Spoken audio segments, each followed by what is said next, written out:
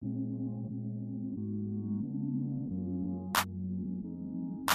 vous retrouve cette semaine, l'automne est bien entamé, les températures sont en baisse, on dirait que je suis en train de vous faire la météo. Et en ce moment, ce que j'aime par-dessus tout, c'est tout simplement de me glisser sous la couette avec, si possible, une tasse de thé pas trop loin pour lire un livre, bien au chaud, avec mon chat dans le coin. Et quoi de mieux pour se réchauffer que de lire de belles histoires d'amour. Le premier livre que j'ai envie de vous présenter cette semaine, c'est Le Chant d'Achille de Madeline Miller, un livre dont je vous avais déjà parlé si vous vous souvenez bien puisque je l'avais acheté pour un week-end à 1000 et quand je vous en avais parlé lors du week-end à 1000, je ne l'avais pas encore terminé donc je ne pouvais pas encore vraiment me faire un avis tant que je n'avais pas lu la fin. Et là pour le coup, je l'ai terminé et je l'ai adoré. Tout comme avec Circé, l'autre roman de Madeline Miller que j'ai aussi adoré. J'ai vraiment aimé la plume de l'autrice, je ne sais pas si la traductrice est très fidèle à ses mots, mais en tout cas je trouve que ce sont toujours des mots parfaitement choisis, je trouve que le texte est très fluide, très agréable à lire, donc vraiment ça c'est quelque chose que j'apprécie énormément quand je lis un roman de Madeline Miller. Et là pour le coup, j'ai été assez surprise de ce que j'ai lu, notamment parce que finalement l'histoire d'Achille je ne la connaissais pas trop.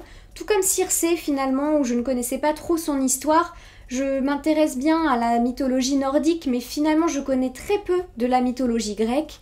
Donc là ça m'a permis d'en apprendre un petit peu plus, tout en évidemment restant consciente du fait que c'était très romancé peut-être par rapport à la mythologie originelle, j'ai envie de dire, à l'histoire originelle. Donc voilà, c'était pour moi l'occasion de connaître un petit peu mieux tout en restant avec une certaine distance. Et je pensais assez naïvement que comme pour Circé, où le titre du livre c'est Circé et c'est raconté par Circé, je pensais que le chant d'Achille était raconté par Achille, mais pas du tout, il se trouve que le chant d'Achille est raconté par Patrocle, donc l'amant d'Achille. Je ne vais pas beaucoup vous spoiler en vous disant que l'histoire débute à la naissance de Patrocle et se termine à la mort d'Achille, puisque vous savez que Achille meurt. Ça va être un peu le propos de l'histoire, justement, la mort d'Achille. Donc, vous allez suivre dans cette histoire toutes ces années-là, racontées par Patrocle, et il va raconter donc tout cet amour qu'il va ressentir pour Achille, qui est a priori un amour tout à fait partagé, et quand même un amour où il va porter son amant au nu, il va vraiment le voir avec une admiration sans limite, et d'ailleurs je ne trouve pas étonnant que le livre porte le nom d'Achille et soit raconté par Patrocle, puisque clairement pour lui, Patrocle, Achille est au centre de l'histoire, alors que lui ne le sera jamais. J'ai trouvé donc que c'était à la fois une très belle histoire d'amour, d'humilité, de modestie. C'est vraiment l'histoire d'un homme qui se met toujours au second plan par rapport à l'amour de sa vie, par rapport à l'aspect divin en fait d'Achille qui prend toujours le dessus pour lui, puisque Achille est demi-dieu en quelque sorte, puisqu'il est le fils d'une Néréide, je crois. Pardon si je me trompe. Et donc en fait c'est vraiment cette histoire d'amour qui est parfaitement bien amenée, qui est vraiment le fil conducteur de toute l'histoire d'Achille, qui va les suivre pendant la guerre de Troie, qui va les suivre pendant en fait toutes leurs péripéties et toute leur vie, cet amour indéfectible qui les unit. J'ai trouvé que ça c'était vraiment ce qu'il y avait de plus beau dans l'histoire, c'est quasiment toute l'histoire et pourtant il n'y a jamais de longueur, il n'y a jamais de moment où on s'ennuie. J'ai eu l'impression d'avoir à peine commencé le livre alors que j'avais dépassé la moitié. Il y a toujours du rythme, toujours beaucoup d'action, notamment parce qu'on est du côté de Patrocle qui est très inquiet pour Achille, donc on est inquiet avec lui. Après il y a toute sa rencontre pendant la guerre de Troie avec le personnage de Briséis, qui est un personnage très intéressant, qui vient apporter aussi quelque chose de très féminin et surtout qui vient montrer que rien ni personne ne peut venir se placer entre Patrocle et Achille. J'ai l'impression de très mal en parler, j'ai l'impression que c'est très brouillon ce que je raconte, alors que vraiment cette histoire elle est belle, c'est un amour passionné et en même temps assez sain, étonnamment, parce que la manière dont il commence, la manière dont il se passe, tout est dans le consentement, dans la simplicité, dans une acceptation parfaite de soi et de l'autre. et j'ai trouvé que c'était vraiment un amour sublime. Et c'est pour ça que j'ai vraiment adoré le chant d'Achille, parce que y a aucun moment où cet amour m'a mis mal à l'aise, alors que pourtant ça aurait pu, étant donné que Patrocle est particulièrement admiratif de Achille et que Achille ne s'en sert jamais. On va donc avoir le point de vue de Patrocle de A à Z sur toute cette histoire. On va rencontrer évidemment des personnages illustres, notamment pendant la guerre de Troie, avec Ulysse, Agamemnon, Ménélas, tous ces personnages très importants de la guerre de Troie. On va aussi bien plutôt voir le personnage de Chiron, qui pour moi est un personnage très important dans l'histoire d'amour entre Patrocle et Achille, puisque, à mon humble avis, c'est grâce à lui et au cadre parfaitement confiant et sécuritaire qu'il va créer autour de Patrocle et Achille qu'il va leur permettre de s'avouer mutuellement leur amour. Et ça, j'ai trouvé ça vraiment très beau et très intéressant, dans le sens où, dans cette relation homosexuelle, on a vraiment l'idée que plus le cadre est... plus l'entourage est aimant, bienveillant, plein de confiance, et plus les personnages vont se sentir libres d'être eux-mêmes, de s'accepter tels qu'ils sont, sans qu'il y ait du tout de mal-être, de malveillance, ou en tout cas quelque chose qui les mettrait mal à l'aise. On le voit un petit peu puisque le personnage d'Achille a une mère qui est pas du tout bienveillante pour le coup, ou en tout cas pas aussi bienveillante que Chiron. Mais du coup voilà, j'ai trouvé que c'était assez intéressant, un peu comme pour Circé, où on voit que l'environnement d'un enfant peut créer énormément de choses chez lui. Ici j'ai trouvé qu'on montrait que l'environnement... Enfin là, chez Circé, on parlait de l'environnement d'une petite fille, donc ce que ça crée sur un personnage féminin.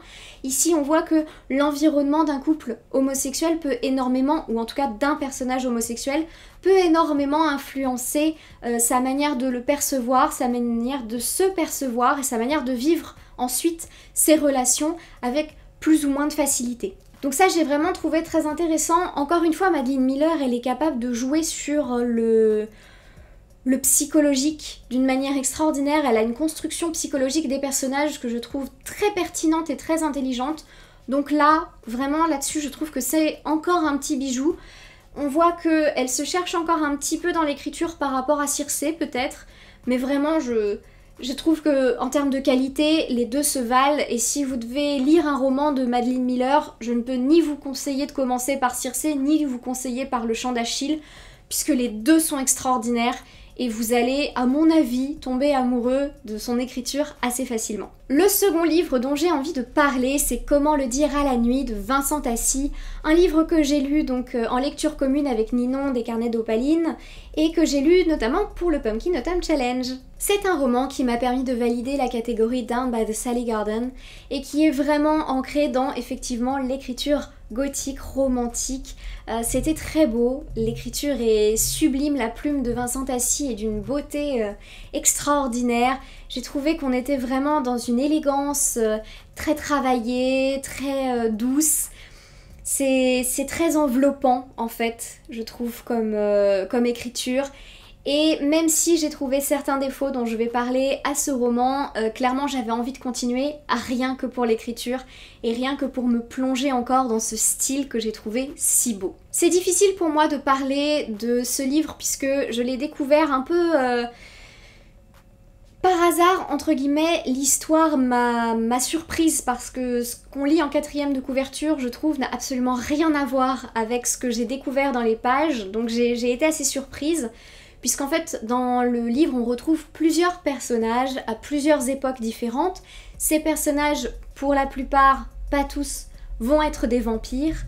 Et donc, j'ai trouvé vraiment assez incroyable cette manière de gérer à la fois le présent, le passé, de faire des allers-retours. Au départ, j'étais un peu perdue entre le passé et le présent. Il y avait des choses qui, à un moment, allaient se recouper, mais sur le coup, je ne le voyais pas. Donc j'ai, pendant un long moment du roman, été un peu perdue, mais comme je vous dis, je me suis laissée porter au départ parce que vraiment j'avais envie de savoir où l'auteur m'emmenait, et surtout la manière dont il m'y emmenait me faisait tellement plaisir et j'étais tellement bercée par ses paroles que j'avais pas besoin en fait de comprendre tout de suite. Après, pour moi, il y a une deuxième partie, on va dire, du roman, vers la fin, qui m'a moins plu, qui m'a moins transportée, tout simplement parce que il y a des choses pour moi qui faisaient moins sens. On n'était plus du tout dans mon univers, ou en tout cas un univers que je comprenais, on n'était plus du tout dans quelque chose qui me parlait, et à partir de là, j'ai un peu moins accroché. Malgré tout, j'ai terminé ce roman avec plaisir, puisque j'étais contente, comme je vous disais, de le lire. Pour moi, la plume m'a emmenée de A à Z sans que je me pose de questions, et c'était plaisant. En plus de ça, j'avais envie de comprendre, j'avais envie d'aller chercher un peu plus loin. L'écriture et l'univers assez gothique parlait à l'adolescente en moi, mais alors absolument parfaitement bien, donc il n'y avait pas de souci. Il y avait des moments que j'ai trouvé très intéressants parce que je trouve très difficile d'écrire des histoires de vampires sans tomber dans une petite part de grotesque.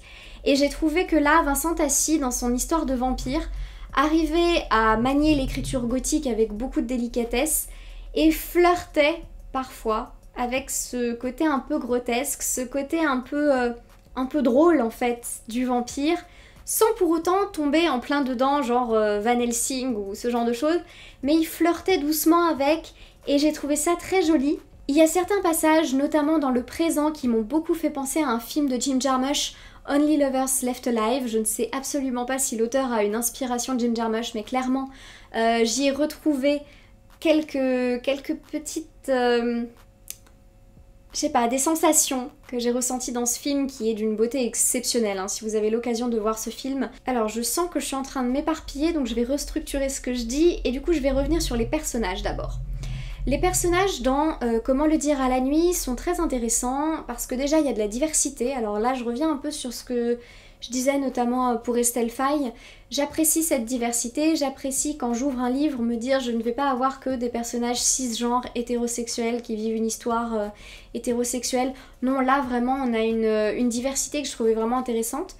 Malgré tout, pour certains personnages, et notamment pour le personnage d'Athalie, qui est un des personnages qu'on voit en premier, le personnage qu'on voit en premier d'ailleurs, il y a une explication sur le pourquoi elle se comporte comme elle se comporte, et j'ai trouvé qu'elle arrivait un peu tard. En fait, j'aurais aimé détester ce personnage correctement parce que j'aurais aimé comprendre. En gros, c'est quand même un personnage qui est assez sombre et j'aurais aimé ne pas l'aimer en sachant pourquoi je ne l'aimais pas. Alors que là, elle faisait des choses que je trouvais détestables, mais comme je ne la comprenais pas, j'avais pas envie de la détester sans comprendre. Et notamment, d'ailleurs, quand arrive l'explication, mes sentiments se sont beaucoup nuancés à son sujet, mais j'ai trouvé que ça arrivait un peu tard et j'aurais aimé pouvoir me fixer sur un sentiment à son sujet dès le début. Pareil pour le personnage d'Adriel.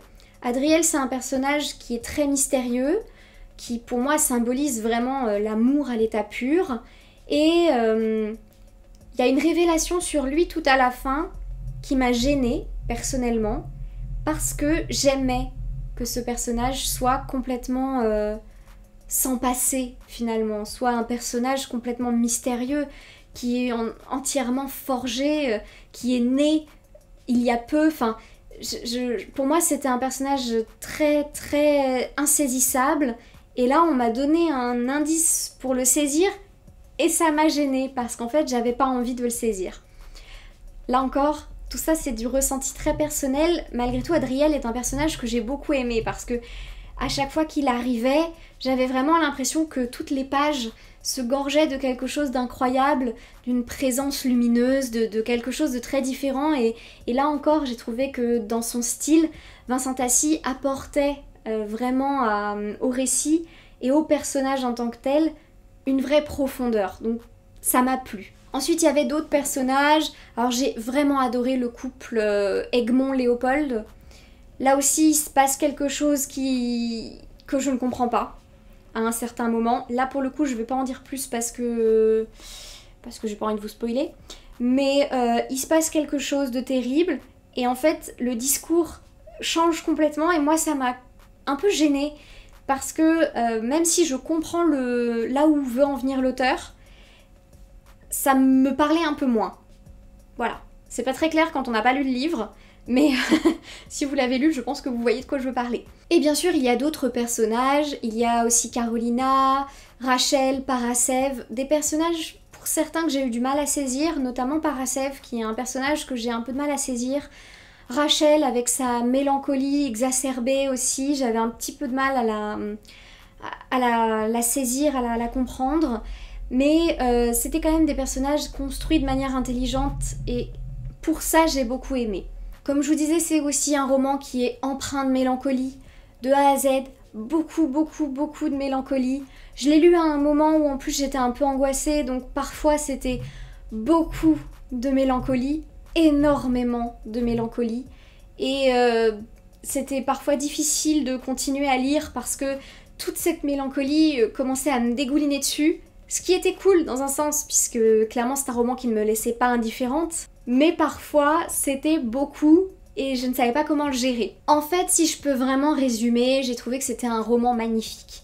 J'ai envie de lire d'autres choses de Vincent Tassi, j'ai envie de lire Apostasie, j'ai envie d'essayer son nouveau roman, Loin de lui le soleil, je crois que c'est ça le titre, et j'ai envie de découvrir d'autres choses de la plume de cet auteur. Cela dit, pour moi, il y avait certains points négatifs, comme cette mélancolie qui était peut-être un peu trop mélancolique parfois, certains personnages que j'avais du mal à cerner, mal à comprendre, et du coup ça me gênait pour me faire une idée du récit, parce que j'ai besoin quand même de comprendre le personnage, même si on me donne une petite pichenette pour me diriger vers une vague explication, ça m'aide.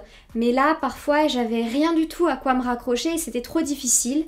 Et sinon, voilà, il y avait des personnages que j'aurais aimé connaître dès le début et j'ai pas pu. Et d'autres que j'aurais aimé ne pas connaître à la fin et j'ai eu des informations. Donc pour moi, il y avait un équilibre peut-être à trouver là-dedans que je n'ai pas trouvé personnellement. Mais malgré tout, j'ai trouvé ça magnifique et ça m'a quand même donné envie de connaître un peu mieux l'univers de l'auteur puisque j'ai aimé en fait, malgré tout ce que j'ai lu. J'ai aimé essayer de comprendre ce qui se passait dans la tête des gens, j'ai aimé essayer de suivre cette histoire de vampire qui était très belle, assez complexe. Et surtout cette histoire d'amour, ces histoires d'amour d'ailleurs, puisqu'il y en a plusieurs au fur et à mesure du récit, qui sont souvent des amours différents, parfois très poignants, parfois très passionnés, parfois des amours incontrôlables qui font du mal. Voilà, j'ai trouvé qu'en fait il y avait tous ces différents amours et que c'était beau et intéressant à voir. Donc pour le coup, pour moi c'est un roman que j'ai eu du mal à comprendre, mais qui m'a quand même laissé un sentiment agréable malgré tout. Mais j'espère en lisant d'autres que je vais trouver peut-être des histoires qui me parleront un peu plus. Voilà, cette vidéo est déjà terminée, j'espère que ça vous aura plu. N'hésitez surtout pas à me dire en commentaire si vous avez lu ces livres ou si en tout cas ça vous a donné envie. N'hésitez surtout pas à me donner des avis puisque là j'ai parlé de livres, notamment de Comment le dire à la nuit, qui m'ont plu et en même temps sur lesquels j'avais des points négatifs à donner. Donc j'adore avoir vos retours, j'adore avoir vos ressentis. Et en attendant une prochaine vidéo, je vous souhaite de très bonnes lectures, de bien continuer le Pumpkin Autumn Challenge et je vous dis à très bientôt.